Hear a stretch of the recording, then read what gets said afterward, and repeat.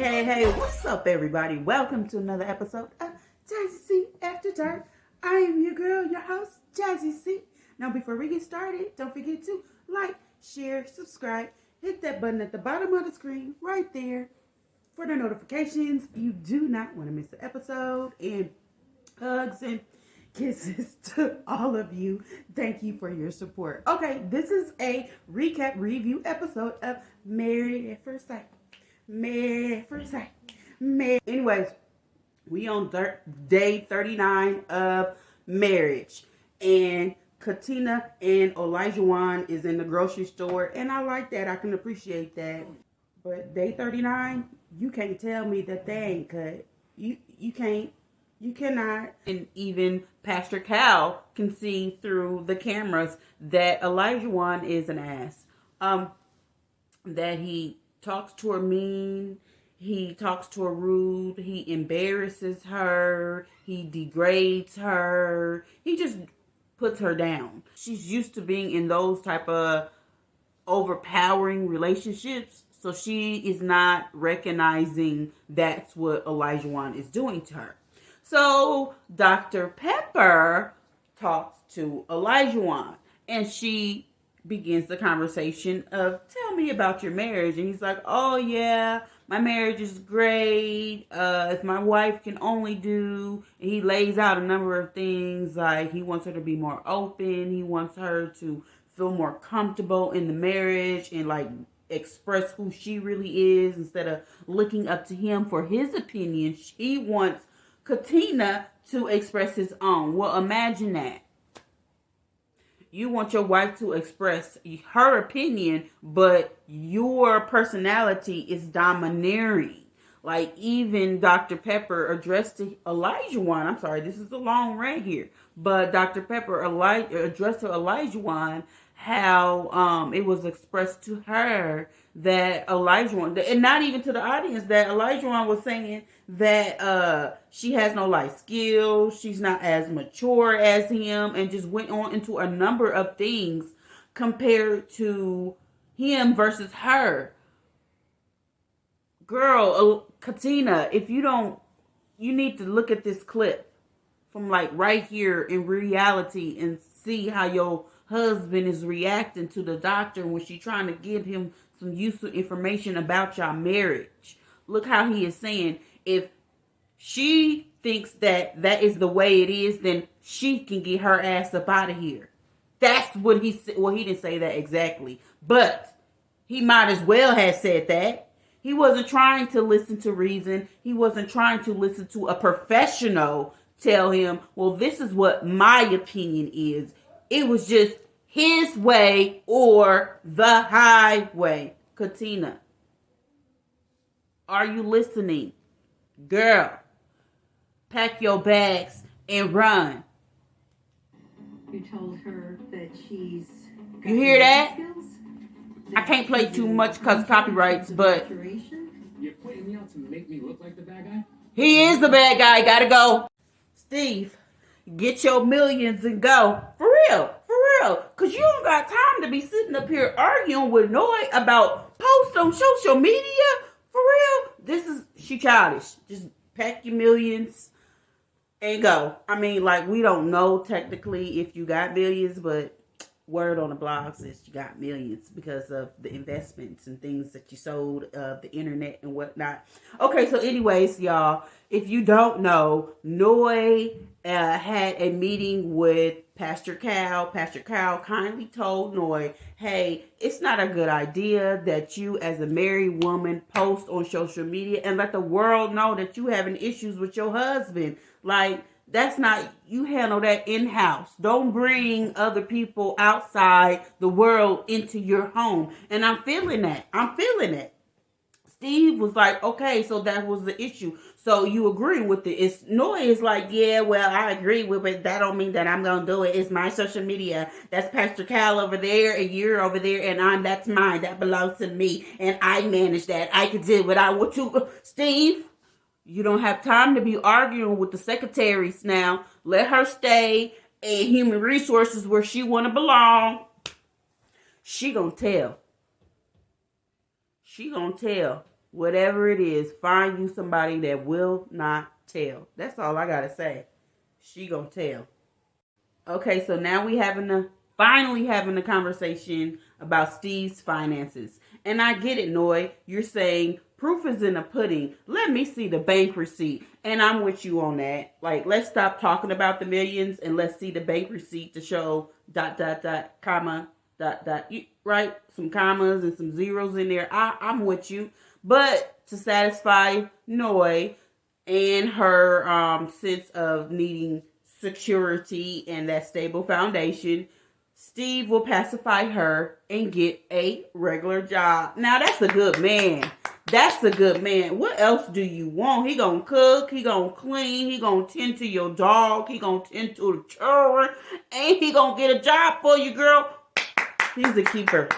I'm sorry. I'm there for that one. Okay, so among the meeting of couples, the best advice so far came from Dr. Pepper to Lindsay, which was, girl, stop being so angry all the time. Like, you gotta soften that. Like, soften it up. Instead of going to your angry spot, go to your soft spot. Be softer. And I like that. That's how men, I'm sorry, they want something soft and cuddly. Who knew? Mark, oh, my heart went out to him. He started crying because he didn't want to be like his daddy. If you don't want to be like your daddy, you better stand up when Lindsay be trying to get in your face and you better tell her, step back and sit yourself down. Shoot, be that shark. I don't know. Is that what the problem is? Your dad would just sit there and take it? You better not sit there and take it. You better stand up to your wife. Tell her to stop being so angry. Put that drink down. All right, now, Pastor Cal and Dr. Pepper is giving Michael and Jasmine some really valuable information on intimacy. Like, dang, they is acting real new school to this. Like, touch and feel and a little bump on the, like they do at the club. You know how men do when you at the club and they walk behind you and they kind of like them kind of like, excuse me, bumps. Y'all know what I'm talking about. Like a couple of those around the house. A couple of ass smacks around the house. That's all y'all need. Dang. Wait, flirt with your husband. Let him know. Share those moments and it will grow into more. Michael, do the same. When you're seeing your wife and she's putting on that makeup as you were looking at her at the beginning of the scene, gazing at her, walk over to her. Give her a kiss on the neck. You know what I mean? Like, be spontaneous. Be romantic with it. Y'all just don't know, honey. A little touch goes a long way. All right, Steve done broke out the computer. Little Excel spreadsheet on it, step by step to say who gonna pay for the light bill, who gonna pay for the gas bill, who gonna pay for this. Oh, we gonna combine our money right here. Oh, and he even got who gonna pay for the kids' diapers. Oh, congratulations. It'll never work, but congratulations. Congratulations.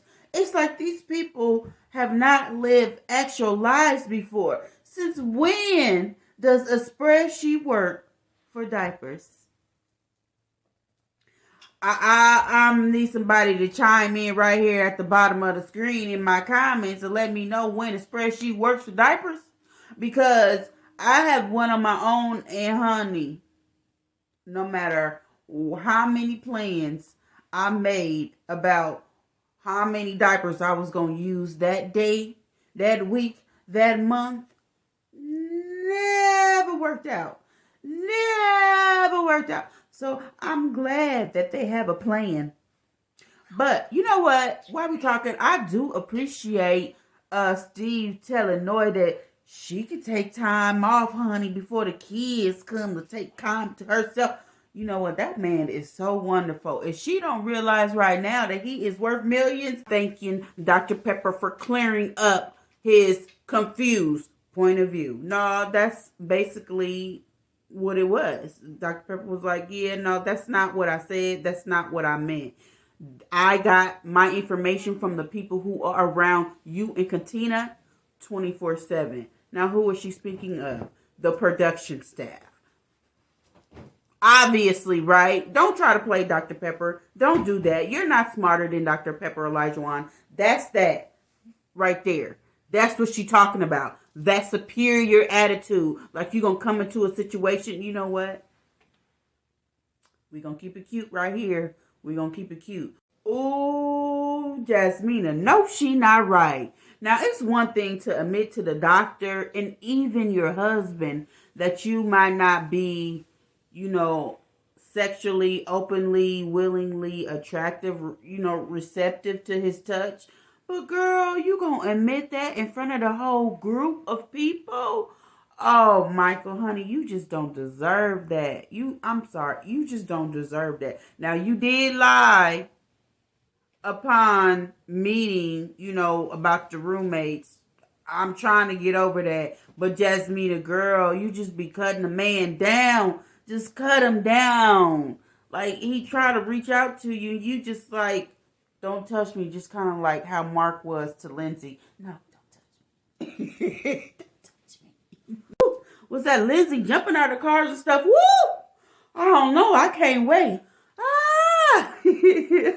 Thank you guys for tuning in for another recap review of Married at First Sight right here on Jazzy C After Dark. I am your girl, your host, Jazzy C. If you need any recaps or any reviews of future episodes, please go look at my other recap reviews down below. Scroll down below. In the meantime, guys, don't forget to hit that subscribe button. Like, share, subscribe. Hit that button at the bottom of the screen for the notifications. And leave some kisses in my comments. Let me know what you think.